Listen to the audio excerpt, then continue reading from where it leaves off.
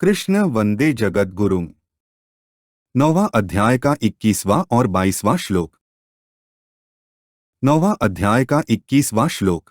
तेतं भुक्त्वा स्वर्गलोकं विशालं क्षीणे पुण्ये मर्त्यलोकं विशन्ति एव त्रयी धर्ममनु प्रपन्ना गतागता काम कामा लभन्ते। ऊपर कहे गए श्लोकों का अर्थ है, वे उस विशाल स्वर्गलोक के भोगों को भोगकर पुण्य क्षीण होने पर मृत्युलोक में आ जाते हैं।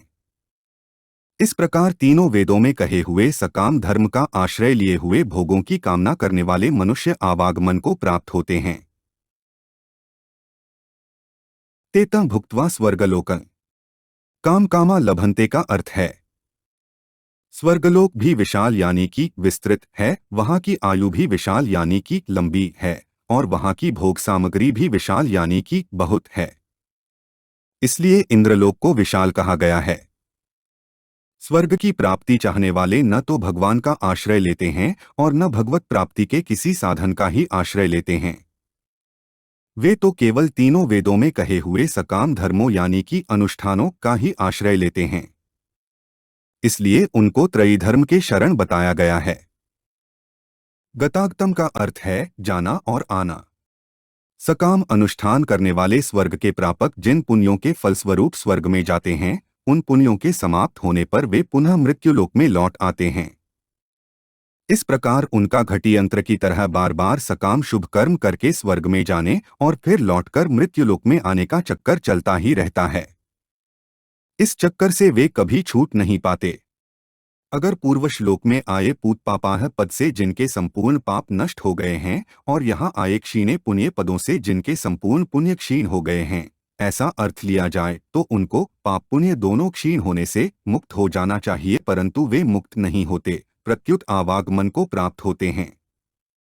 इसलिए यहाँ पूत पापाह पद से वे लिए गए हैं जिनके स्वर्ग के प्रतिबंधक पाप यज्ञ करने से नष्ट हो गए हैं, और क्षीणे पुण्य पदों से वे लिए गए हैं जिनके स्वर्ग के प्रापक पुण्य वहां का सुख भोगने से समाप्त हो गए हैं। अतः संपूर्ण पापों और पुण्यों के नाश की बात यहाँ नहीं आई है। 9वां अध्याय का 22वां श्लोक। अनन्याश्चिंत्यन्तो मां ये जनाः पर्युपास्ते तेषां नित्याभियुक्तानां योगक्षेम वहाम्यहम्। ऊपर कहे गए श्लोकों का अर्थ है, जो अनन्य भक्त मेरा चिंतन करते हुए मेरी उपासना करते हैं, मेरे में निरंतर लगे हुए उन भक्तों का योगक्षेम, अप्राप्त की प्राप्ति और प्राप्त की रक्षा मैं वहन करता हूँ। अनन्याश्चिंत्यन्तो मां ये जनाः पर्युपास्ते का अर्थ है, जो कुछ देखने, सुनने और समझने में आ रहा है वह सबका सब भगवान का स्वरूप ही है, और उसमें जो कुछ परिवर्तन तथा चेष्टा हो रही है वह सबकी सब भगवान की लीला है। ऐसा जो दृढ़ता से मान लेते हैं, समझ लेते हैं, उनकी फिर भगवान के सिवाय कहीं भी महत्व बुद्धि नहीं होती। वे भगवान में ही लगे रहते हैं, इसलिए वे अनन्य हैं। केवल भगवान में ही महत्ता और प्रियता होने से उनके द्वारा स्वतः भगवान का ही चिंतन होता है। अनन्याय कहने का दूसरा भाव यह है कि उनके साधन और साध्य केवल भगवान ही हैं, अर्थात केवल भगवान के ही शरण होना है, उन्हीं का चिंतन करना है, उन्हीं की उपासना करनी है और उन्हीं को प्राप्त करना है, ऐसा उनका दृढ़ भाव है। भगवान के सिवाय उनका कोई अन्य भाव है ही नहीं, क्योंकि भगवान के सिवाय अन्य सब नाशवान है।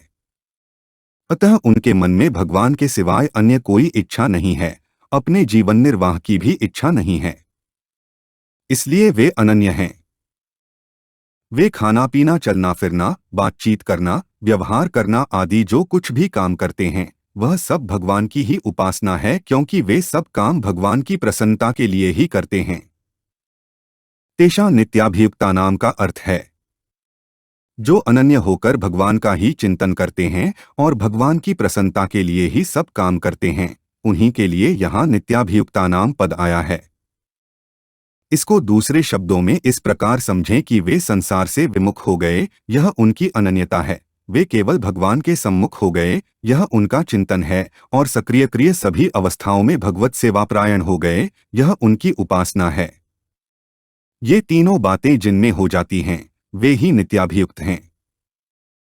योगक्षेम वहाम्यहम् का अर्थ है, अप्राप्त वस्तु की प्राप्ति करा देना योग है और प्राप्त सामग्री की रक्षा करना क्षेम है। भगवान कहते हैं कि मेरे में नित्य निरंतर लगे हुए भक्तों का योगक्षेम मैं वहन करता हूँ। वास्तव में देखा जाए तो अप्राप्त वस्तु की प्राप्ति कराने में भी योग का वहन है और प्राप्ति न कराने में भी योग का वहन है। कारण कि भगवान तो अपने भक्त का हित देखते हैं और वही काम करते हैं जिसमें भक्त का हित होता हो। ऐसे ही प्राप्त वस्तु की रक्षा करने में भी क्षेम का वहन है और रक्षा न करने में भी क्षेम का वहन है। अगर भक्त की भक्ति बढ़ती हो, उसका कल्याण होता हो, तो भगवान प्राप्त की रक्षा करेंगे क्योंकि इसी में उसका क्षेम है। अगर प्राप्त की रक्षा करने से उसकी भक्ति न बढ़ती हो, उसका हित न होता हो, तो भगवान उस प्राप्त वस्तु को नष्ट कर देंगे क्योंकि नष्ट करने में ही उसका क्षेम है। इसलिए भगवान के भक्त अनुकूल और प्रतिकूल दोनों परिस्थितियों में परम प्रसन्न रहते हैं। भगवान पर निर्भर रहने के कारण उनका यह दृढ़ विश्वास हो जाता है कि जो भी परिस्थिति आती है वह भगवान की ही भेजी हुई है। अतः अनुकूल परिस्थिति ठीक है और प्रतिकूल परिस्थिति बेठीक है, उनका यह भाव मिट जाता है। उनका भाव रहता है कि भगवान ने जो किया है वही ठीक है और भगवान ने जो नहीं किया है वही ठीक है, उसी में हमारा कल्याण है। ऐसा होना चाहिए और ऐसा नहीं होना चाहिए, यह सोचने की हमें किंचन मात्र भी आवश्यकता नहीं है। कारण कि हम सदा भगवान के हाथ में ही हैं और भगवान सदा ही हमारा वास्तविक हित करते रहते हैं। इसलिए हमारा अहित कभी हो ही नहीं सकता।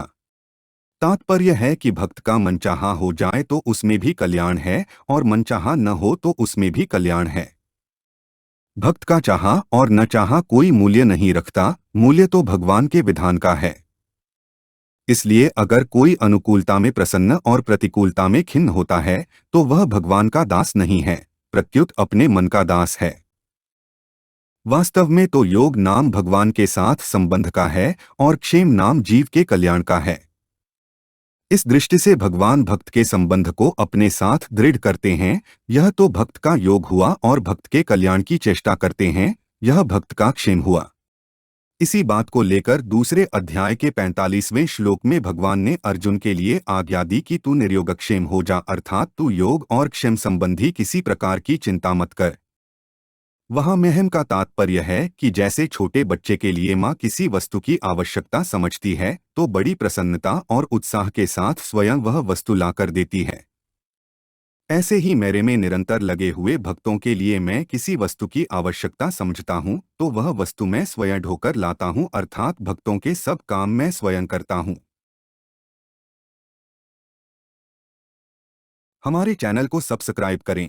अगर यह वीडियो आपको अच्छी लगी तो वीडियो को लाइक करें, वीडियो को अपने दोस्तों के साथ शेयर करें, अपने सुझाव हमें कमेंट करके बताएं। जय श्री कृष्ण।